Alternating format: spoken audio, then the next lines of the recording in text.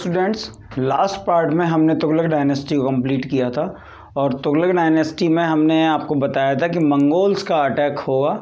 तो हम पहले मंगोल्स का अटैक समझेंगे और फिर सैयद डायनेस्टी को यहाँ क्लियर करेंगे। Eight the last of the topic हम जो लोधी डायनेस्टी है उसको कंप्लीट करेंगे।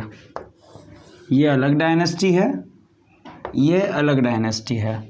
तो सैयद डायनेस्टी, जैसा कि बोर्ड पे लिखा हुआ है सैयद डायनेस्टी, तो फाउंडर तो पहला राजा हो गया खिज़्र खान।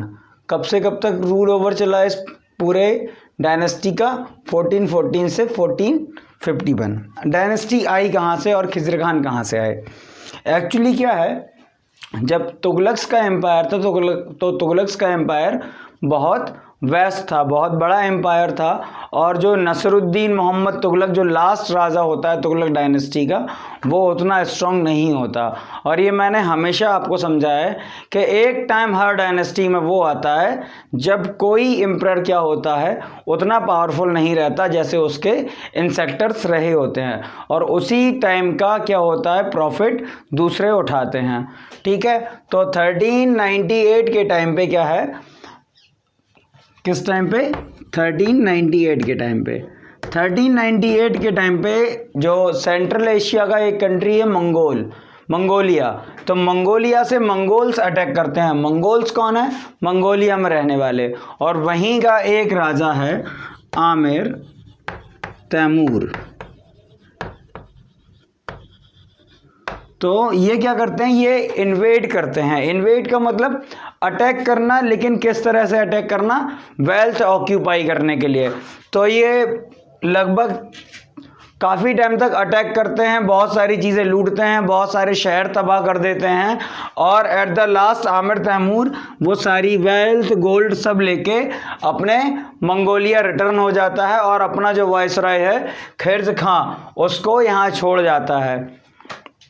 1938 में अटैक हुआ, ठीक है, लेकिन फिर भी जो तुगलक डायनेस्टी का रूल है वो 1414 तक चलता रहा।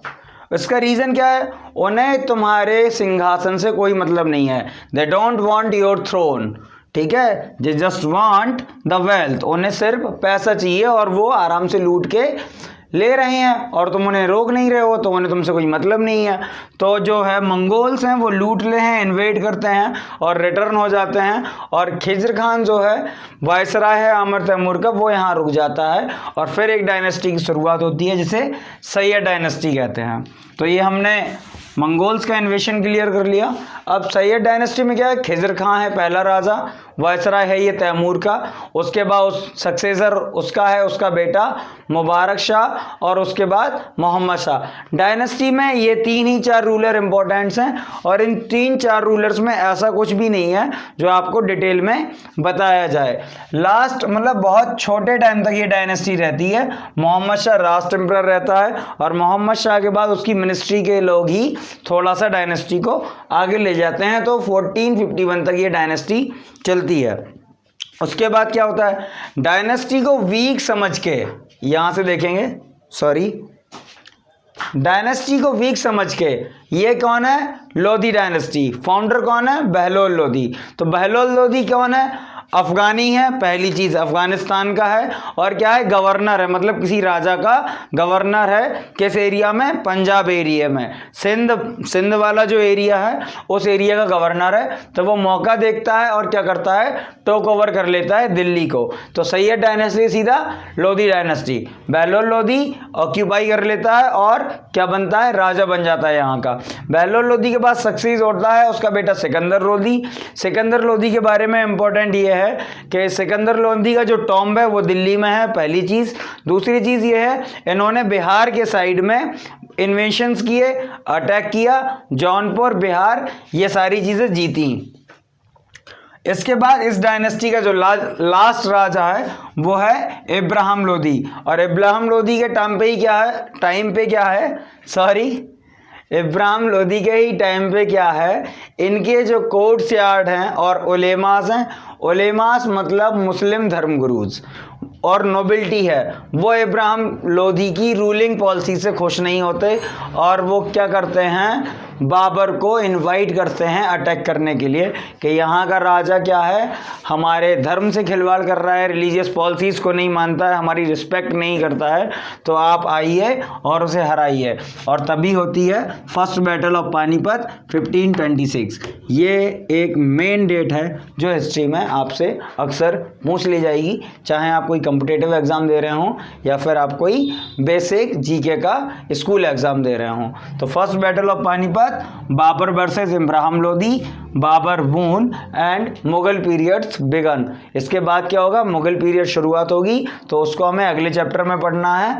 और क्या है, इस तरह से ये डायनेस्टी ओवरऑल ख़त्म हो जाती हैं। तो दिल्ली में जो सल्तनत पीरियड है वो ख़त्म हो जाता है। सबसे पहले हमने सिलेब डायनेस्टी के राजा समझे, उसके बाद हमने गयासुद्दीन बलबन के बारे में बहुत अच्छे से समझा था, जो सिलेब डायनेस्टी का ही राजा था।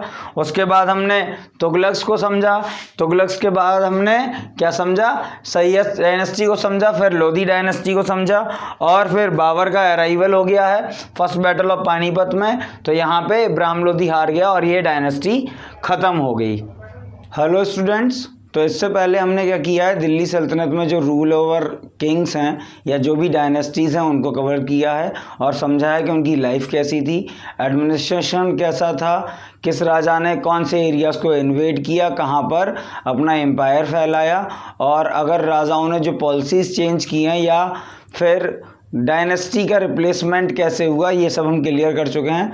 अब हमें क्या समझना है, इस ओवरऑल जो दिल्ली का सल्तनत पीरियड है जिसमें ये 4 या 5 डायनेस्टी आपने पढ़ी, उनमें एडमिनिस्ट्रेशन कैसा था, रेवेन्यू कैसा था, इकोनॉमिकल कंडीशंस कैसी थी, मंगोल्स के अटैक से कैसे सेफ रहे, और सुल्तान्स की सिक्योरिटीज़ के लिए क्या पॉलिसीज़ थी। तो सबसे पहले क्या है, एडमिनिस्ट्रेशन है। एडमिनिस्ट्रेशन आपने स्टार्ट किया था, तो आपने सबसे पहले क्या है, एडमिनिस्ट्रेशन में सबसे पहले हमने पढ़ा था इल्तुतमिश को। इल्तुतमिश मतलब वो इंसान जिसने चहलगानी 40 लोगों का ग्रुप बनाया जो राजा के लिए लॉयल थे और क्या थे, सिक्योरिटी वाइज सबसे बेस्ट थे, राजा के लिए अच्छी चीज़ें बताते थे। अगर कोई और साइलेंट रिवॉल्ट कर रहा है राजा के अगेंस्ट, तो क्या है, उस साइलेंट रिवॉल्ट को राजा के सामने बताते थे, और इससे क्या होता था, राजा की एम्पीरियलिज्म बना रहता था और कोई उसके अगेंस्ट खड़े होने की कोशिश नहीं करता था। अलग अलग मिनिस्ट्री थी इस टाइम पे, अलग अलग काम अलग अलग लोगों को दिए जाते थे। इल्तुतमिश का एक और एडमिनिस्ट्रेशन में काम था कि वो अपने जो उसकी मिलिट्री थी उसको क्या देता था, कैश में सैलरी देता था, और लोगों से रेवेन्यू जो लेता था तो 1/3 में लेता था, मतलब 1/3 जो फ्रैक्शन है उसके बेसिस पर रेवेन्यू लिया करता था। अच्छा, nobles and ulemas. Nobles and ulemas क्या हैं, ये क्या है, मुस्लिम, क्योंकि ये सोसाइटी पूरी मुस्लिम थी, पूरी डायनेस्टी मुस्लिम रिलेटेड है, कोई अरेबियन है कोई टर्की है। तो उस टाइम पे उलेमास कौन है, जो मुस्लिम रिलीजन के धर्म गुरु हैं, और नोबल्स हाईएस्ट कास्ट है। तो जितने भी राजा थे उन सब के कोर्ट्स में इनका प्लेस फिक्स था, एक रिस्पेक्टेबल क्या था, प्लेस था। आपने जब रज़िया सुल्तान के बारे में जब मैंने आपको पढ़ाया था तो मैंने आपको बोला था कि नोबेलिटी के जो लोग हैं और उलेमास के जो लोग हैं वो इस चीज़ को पसंद नहीं करते कि एक लड़की राज करेगी, उसके सामने में सिर झुकाना पड़ेगा, और फिर क्या करते हैं, वहाँ से रज़िया सुल्तान को डिस्ट्रॉय करने की कोशिश की जाती है। तो नोबल्स और उलेमास का प्लेस एक रिस्पेक्टफुल है, और जितने भी राजा इस टाइम पे सुल्तान बनते हैं वो लगभग उलेमास से परमिशन लेके ही बनते हैं। रिचुअल्स ऑफ सजदा एंड पेबोस। अब सजदा और पेबोस क्या है, ठीक है। तो सजदा का मतलब होता है राजा के आगे सिर झुकाना, और पेबोस का मतलब होता है राजा के पैरों को चूमना। ये एक टाइप से क्या था, उस टाइम पे कल्चर था। बलबन ने इस चीज़ को स्टार्ट किया था, ये पर्शियन कल्चर था, और इससे क्या होता था, लोगों की नोबिलिटी को चेक कर लिया जाता था कि अगर तुम झुक रहे हो तो तुम हमारे लिए ईमानदार हो। तो सजदा और पेबाल्स ये रिचुअल्स थे। एडमिनिस्ट्रेटिव लैंग्वेज पर्शियन, जो भी एडमिनिस्ट्रेशन की मतलब लैंग्वेज थी, लोगों के जो वर्ड्स थे, प्राइम मिनिस्टर हुआ, सूबेदार हुआ, ठीक, ये सब पर्शियन लैंग्वेज के वर्ड्स थे। तो इस टाइम पे जो भी एडमिनिस्ट्रेटिव लैंग्वेज यूज़ की गई वो पर्शियन लैंग्वेज थी। सिक्योरिटी ऑफ थ्रोन, ये मैंने आपको बता दिया कि जैसे इल्तुतमिश का चहलगानी ग्रुप था, तो उन्होंने अपनी सिक्योरिटी ऑफ थ्रोन के लिए वो चहलगानी ग्रुप बनाया था। रज़िया सुल्तान गोसी चहलगानी ने क्या किया, मतलब उनके अगेंस्ट खड़े हो गए, ठीक है ना। और बलबन ने क्या किया, बलबन खुद चहलगानी ग्रुप से था, तो उसने क्या किया, चहलगानी ग्रुप को सरप्रेस्ड कर दिया था, उसकी पावर्स वीक कर दी थी। रेवेन्यू किस तरह से लिया जाता था, इल्तुतमिश एक टाइप से हम कहें तो थोड़ा नोबल टाइप का एम्परर था या नोबल टाइप का सुल्तान था, जिसके टाइम पे वो रिलीजियन पॉलिसी जो थी वो अच्छी थी, टैक्सेशन सही था। अगर राजा मतलब अगर एक रूलिंग टाइम पे कोई फैमाइन की कंडीशन आ जाती है या फिर फ्लूड हो जाता है या ड्रॉट हो जाता है, तो उस टाइम पे लोगों को क्या ना टैक्सेशन रेवेन्यू नहीं देना पड़ता था। इक्तास क्या है, इल्तुतमिश ने क्या किया था, इल्तुतमिश की जो आर्मी थी उसने आर्मी को रहने के लिए इक्तास दिए थे, मतलब एक बहुत बड़ी जगह जहाँ पे आर्मीज अपनी फैमिली के साथ रह सकती थी, और वो उनको सैलरी भी कैश में दिया करता था। और इक्तास से क्या होता था, इक्तास में जो लोग रहते थे वो राजा की मिलिट्री हेल्प करते थे। अगर कभी भी कोई कंडीशन बिगड़ जाती थी तो इक्तास क्या करते थे, राजा के लिए लड़ने को तैयार रहते थे, और इक्तास जो रेवेन्यू पेड करते थे उससे उनकी मिलिट्री वेपन्स और हॉर्सेस की देखभाल होती थी। मंगोल्स पॉलिसी, तो सबसे पहले मंगोल्स का इन्वेशन जो हुआ वो इल्तुतमिश के टाइम पे हुआ, और जैसे तैसे इल्तुतमिश ने अपने एम्पायर को मंगोल से बचा लिया। उसके बाद बलबन के टाइम पे मंगोल्स आए, तो मंगोल्स के टाइम पे बलबन ने अपने फोर्ट बहुत बड़े बड़े करवा दिए थे, बहुत ऊंचे करवा दिए थे। जो पुराने फोर्ट थे उनकी मरम्मत करवाई थी। इस तरह से बलबन जो है वो क्या होता है, बच जाता है मंगोल से।